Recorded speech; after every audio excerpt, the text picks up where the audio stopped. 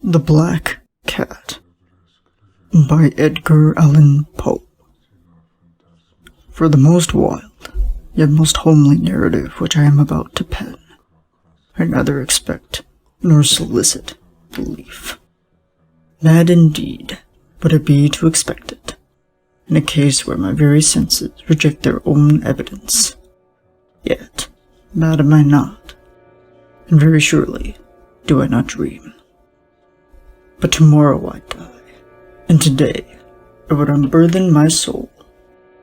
My immediate purpose is to place before the world, plainly, sufficiently, and without comment, a series of mere household events. And their consequences, these events have terrified, have tortured, have destroyed me. Yet I will not attempt to expound them. To me, they have presented little but horror. To many, they will seem less terrible than baroques. Hereafter, perhaps, some intellect may be found which will reduce my phantasm to the commonplace. Some intellect more calm, more logical, and far less excitable than my own, which will perceive, in the circumstances I detail with awe, nothing more than an ordinary succession of very natural causes and effects. From my infancy, I was noted for the docility and humanity of my disposition. My tenderness of heart was even so conspicuous as to make me the jest of my companions. I was especially fond of animals, and was indulged by my parents with a great variety of pets. With these I spent most of my time, and never was so happy as when feeding and caressing them. This peculiarity of character grew with my growth, and, in my manhood, I derived it from one of my principal sources of pleasure. To those who have cherished an affection for a faithful and sagacious dog, I need hardly be at the trouble of explaining the nature or the intensity of the gratification thus derivable. There is something in the unselfish and self-sacrificing love of a brute which goes directly to the heart of him who has frequent occasion to test the paltry friendship and gossamer fidelity of mere man. I married early, and was happy to find in my wife a disposition not uncongenial with my own. Observing my partiality for domestic pets, she lost no opportunity of procuring those of the most agreeable kind. We had birds, goldfish, a fine dog, rabbits, a small monkey, and a cat. This latter was a remarkably large and beautiful animal, entirely black, but sagacious to an astounding degree. And speaking of his intelligence, my wife, who at heart was not a little tinctured with superstition, made frequent allusion to the ancient popular notion, which regarded all black cats as witches in disguise. Not that she was ever serious upon this point, and I mentioned the matter at all, for no better reason than that it happens, just now, to be remembered. Pluto, this was the cat's name, was my favorite pet and playmate. I alone fed him, and he attended me whenever I went about the house. It was even with difficulty that I could prevent him from following me through the streets. Our friendship lasted, in this manner, for several years, during which my general temperament and character, through the instrumentality of the fiend intemperance, had, I blush to confess it, experienced a radical alteration for the worse. I grew, day by day, more moody, more irritable, more regardless of the feelings of others. I suffered myself to use intemperate language to my wife. At length, I even offered her personal violence. My pets, of course, were made to feel the change in my disposition. I not only neglected, but ill-used them. For Pluto, however, I still retained sufficient regard to restrain me from maltreating him, as I made no scruple of maltreating the rabbits, the monkey, or even the dog, when by accident or through affection they came in my way. But my disease grew upon me, for what disease is like alcohol? And at length, even Pluto, who was now becoming old, and consequently somewhat peevish, even Pluto began to experience the effects of my ill temper. One night, returning home, much intoxicated from one of my haunts about town, I fancied that the cat avoided my presence. I seized him, when, in his fright at my violence, he inflicted a slight wound upon my hand with his teeth. The fury of a demon instantly possessed me. I knew myself no longer. My original soul seemed at once to take its flight from my body, and a more than fiendish malevolence, gin-nurtured, thrilled every fiber of my frame. I took from my waistcoat pocket a penknife, opened it, grasped the poor beast by the throat, and deliberately cut one of its eyes from the socket. I blush, I burn, I shudder, while I pen the damnable atrocity. When reason returned with the morning, when I had slept off the fumes of the night's debauch, I experienced a sentiment half of horror, half of remorse, for the crime of which I had been guilty, but it was, at best, a feeble and involuntary feeling, and the soul remained untouched. I again plunged into excess, and soon drowned in wine all memory of the deed. In the meantime, the cat slowly recovered. The socket of the lost eye presented, it is true, a frightful appearance, but he no longer appeared to suffer any pain. He went about the house as usual, but, as might be expected, fled in extreme terror at my approach. I had so much of my old heart left as to be at first grieved by this evident dislike on the part of a creature who had once so loved me. But this feeling soon gave place to irritation, and then came, as if to my final and irrevocable overthrow, the spirit of perverseness. Of this point, spirit philosophy takes no account. Yet, I am not more sure that my soul lives, that I am perverseness is one of the primitive impulses of the human heart, one of the indivisible primary faculties or sentiments which give direction to the character of men. Who has not, 100 times, found himself committing a vile or a silly action for no other reason than because he knows he should not? Have we not a perpetual inclination in the teeth of our best judgment to violate that which is law, merely because we understand it to be such? The spirit of perverseness, I say, came to my final overthrow. It was this unfathomable longing to the soul to vex itself, to offer violence to its own nature, to do wrong for the wrong's sake only, that urged me to continue, and finally to consummate the injury I had inflicted upon the unoffending brute. One morning, in cool blood, I slipped a noose about its neck, and hung it to the limb of a tree. Hung it, with the tears streaming from my eyes, and with the bitterest remorse at my heart. Hung it, because I knew that it had loved me, and because I felt it had given me no reason of offense. Hung it, because I knew that in so doing, I was committing a sin, a deadly sin, that would be so jeopardize my immortal soul as to place it, if such a thing were possible, even before the reach of the infinite mercy of the most merciful and most terrible God. On the night of the day on which this cruel deed was done, I was aroused from sleep by the cry of fire. The curtains of my bed were in flames. The whole house was blazing. It was with great difficulty that my wife, a servant, and myself made our escape from the conflagration. The destruction was complete. My entirely worldly wealth was swallowed up, and I resigned myself thenceforward to despair. I am above the weakness of seeking to establish a sequence of cause and effect between the disaster and the atrocity, but I am detailing a chain of facts and wish not to leave even a possible link imperfect. On the day succeeding the fire, I visited the ruins.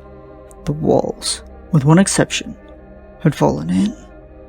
This exception was found in a compartment wall, not very thick, which stood about the middle of the house, and against which had rested the head of my bed. The plastering had here, in great measure, resisted the action of the fire, a fact which I attributed to having been recently spread. About this wall, a dense crowd were collected, and many persons seemed to be examining a particular portion of it with very minute and eager attention. The words "strange," "singular," and other similar expressions excited my curiosity. I approached and saw, as if graven in bas-relief upon the white surface, the figure of a gigantic cat. The impression was given with an accuracy truly marvelous. There was a rope about the animal's neck. When I first beheld this apparition, for I could scarcely regard it as less, my wonder and my terror were extreme. But at length, reflection came to my aid. The cat, I remembered, had been hung in a garden adjacent to the house. Upon the alarm of fire, this garden had been immediately filled by the crowd, by some of whom the animal must have been cut from the tree and thrown through an open window into my chamber. This had probably been done with the view of arousing me from sleep. The falling of other walls had compressed the victim of my cruelty into the substance of the freshly spread plaster, the lime of which, with the flames, and the ammonia from the carcass, had then accomplished the portraiture as I saw it. Although I thus readily accounted to my reason, if not altogether to my conscience, for the startling fact just detailed, it did not the less fail to make a deep impression upon my fancy. For months, I could not rid myself of the phantasm of the cat, and, during this period, there came back into my spirit a half-sentiment that seemed, but was not, remorse. I went so far as to regret the loss of the animal, and to look about me, among the vile haunts which now habitually frequented, for another pet of the same species, and somewhat similar appearance, with which to supply its place. One night, as I sat, half stupefied, in a den of more than infamy, my attention was suddenly drawn to some black object, reposing upon the head of one of the immense hogsheads of gin, or of rum, which constituted the chief furniture of the apartment. I had been looking steadily at the top of this hogshead for some minutes, and what now caused me surprise was the fact that I had not sooner perceived the object thereupon. I approached it and touched it with my hand. It was a black cat, a very large one, fully as large as Pluto, and closely resembling him in every respect but one. Pluto had not a white hair upon any portion of his body, but this cat had a large, although indefinite splotch of white, covering nearly the whole region of the breast. Upon my touching him, he immediately arose, purred loudly, rubbed against my hand, and appeared delighted with my notice. This, then, was the very creature of which I was in search. I at once offered to purchase it of the landlord, but this person made no claim to it, knew nothing of it, had never seen it before. I continued my caresses, and, when I prepared to go home, the animal evinced a disposition to accompany me. I permitted it to do so, occasionally stooping and patting it as I proceeded. When it reached the house, it domesticated itself at once, and became immediately a great favorite with my wife. For my own part, I soon found a dislike to it arising within me. This was just the reverse of what I had anticipated, but I know not how or why it was. Its evident fondness for myself rather disgusted and annoyed. By slow degrees, these feelings of disgust and annoyance rose into the bitterness of hatred. I avoided the creature, a certain sense of shame, and the remembrance of my former deed of cruelty, preventing me from physically abusing it. I did not, for some weeks, strike or otherwise violently ill-use it, But gradually, very gradually, I came to look upon it with unutterable loathing, and to flee silently from its odious presence, as from the breath of a pestilence. What added, no doubt, to my hatred of the beast was the discovery, on the morning after I had brought it home, that, like Pluto, it had almost been deprived of one of its eyes. This circumstance, however, almost endeared me to my wife, who I have already said, possessed, in a high degree, that humanity of feeling which had once been my distinguishing trait, and the source of many of my simplest and purest pleasures. With my aversion to this cat, however, it partially, for myself, seemed to increase. It followed my footsteps with a pertinacity which would be difficult to make the reader comprehend. Whenever I sat, it would crouch beneath my chair, or spring upon my knees, covering me with its lonesome caresses. If I rose to walk, it would get between my feet and thus nearly throw me down. Or, fastening its long and sharp claws in my dress, clamber, in this manner, to my breast.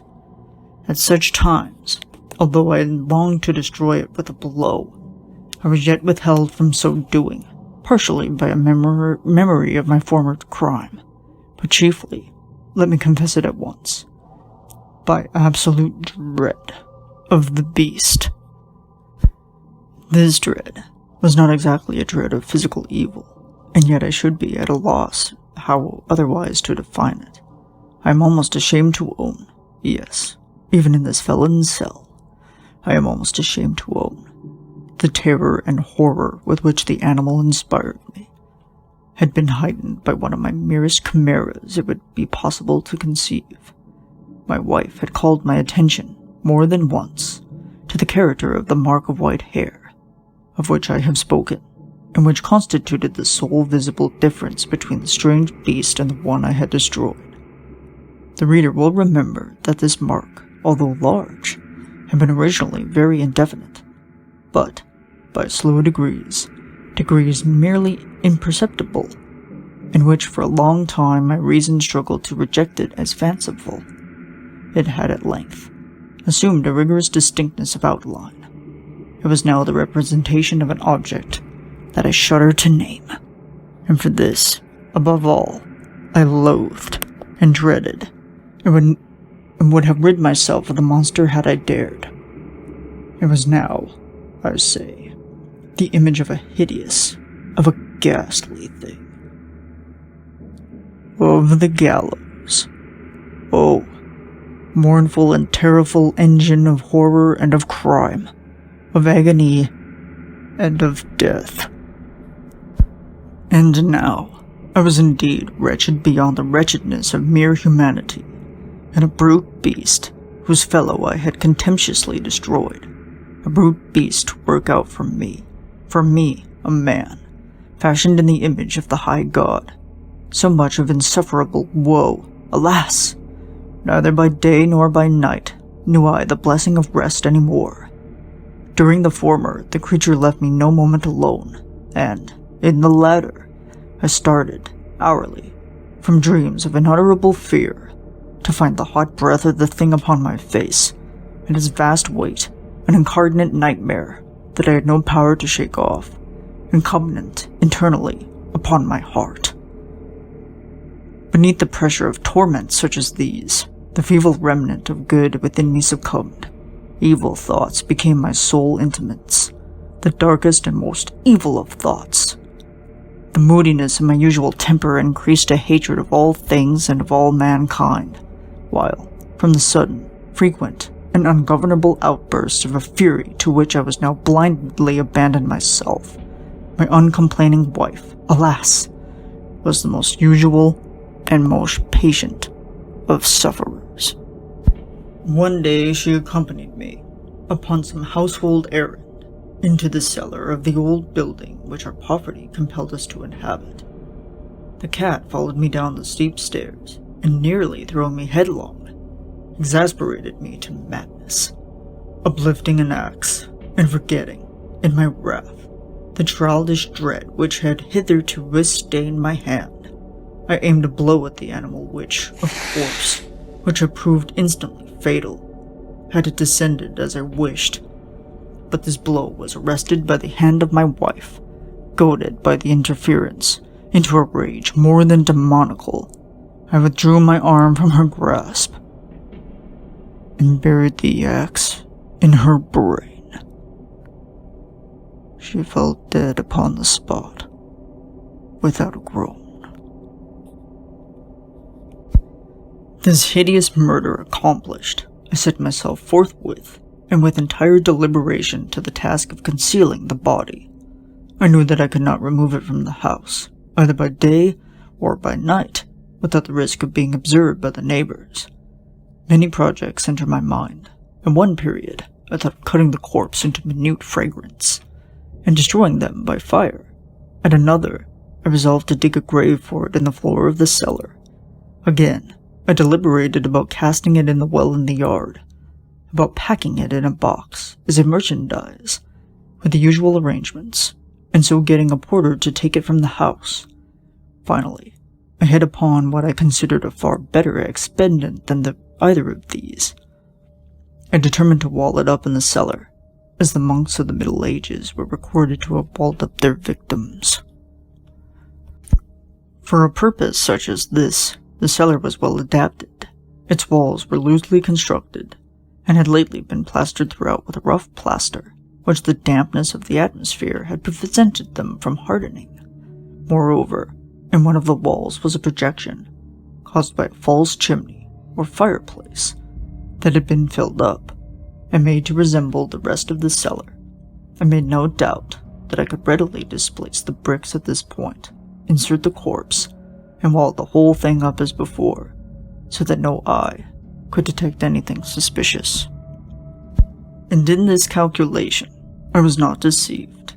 By means of a crowbar, I easily dislodged the bricks, and, having carefully deposited the body against the inner wall, I propped it in that position while, with little trouble, I relaid the whole structure as it originally stood. Having procured mortar, sand, and hair, with every possible precaution, I prepared a plaster which could not be distinguished from the old, and with this I very carefully went over the new brickwork. When I had finished, I felt satisfied that all was right. The wall did not present the slightest appearance of having been disturbed. The rubbish of the floor was picked up with the minutest care. I looked around triumphantly, and said to myself, "Here at least, then, my labor has not been in vain." My next step was to look for the beast, which had been the cause of so much wretchedness, for I had, at length, firmly resolved to put it to death.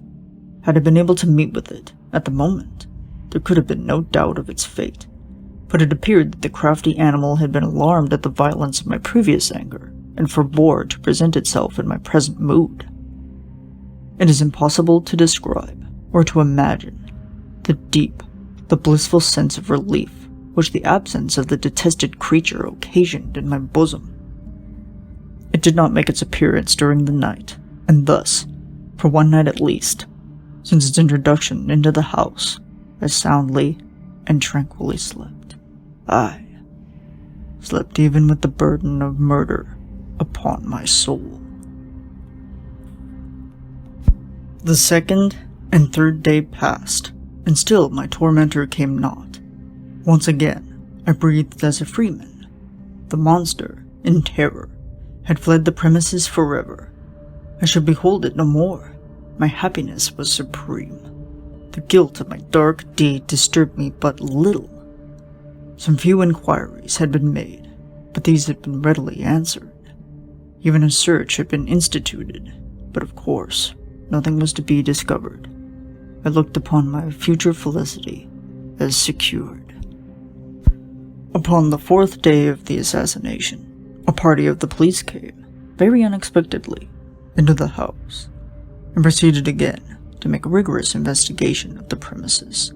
Secure, however, in the inscrutability of my place of concealment, I felt no embarrassment whatever. The officers bade me accompany them in their search.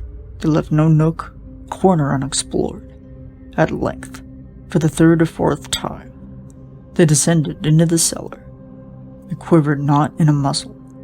My heart beat calmly, as that of one who slumbers in innocence. I walked the cellar from end to end, folded my arms upon my bosom, and roamed easily to and fro.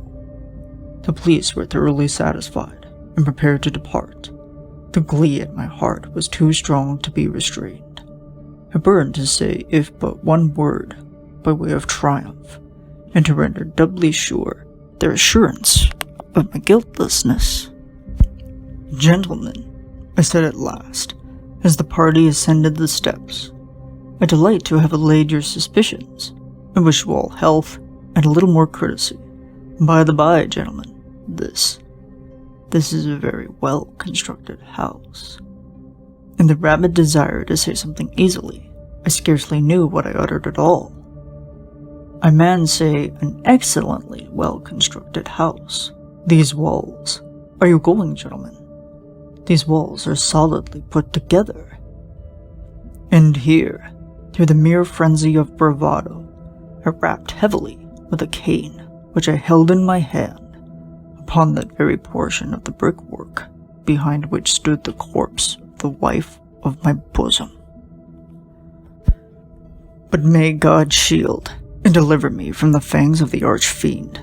No sooner had the reverberation of my blows sunk into silence than I was answered by a voice from within the tomb, by a cry at first muffled and broken, like the sobbing of a child, and then quickly swelling into one long, loud, and continuous scream, utterly ominous and inhuman, a howl, a wailing shriek, half of horror and half of triumph, such as might have arisen only out of hell, conjointly from the throats of the damned in their agony, and of the demons that exult in the damnation.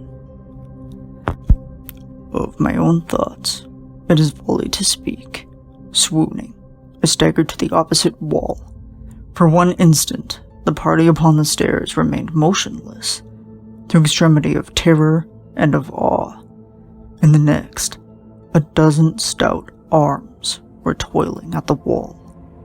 It fell bodily. The corpse, already greatly decayed and clotted with gore, stood erect before the eyes of the spectators. Upon its head, with red extended mouth and solitary eye of fire, sat the hideous beast whose craft had seduced me into murder, and whose enforing voice had consigned me to the hangman. I had walled the monster up within the tomb. This has been a reading of The Black Cat by Edgar Allan Poe.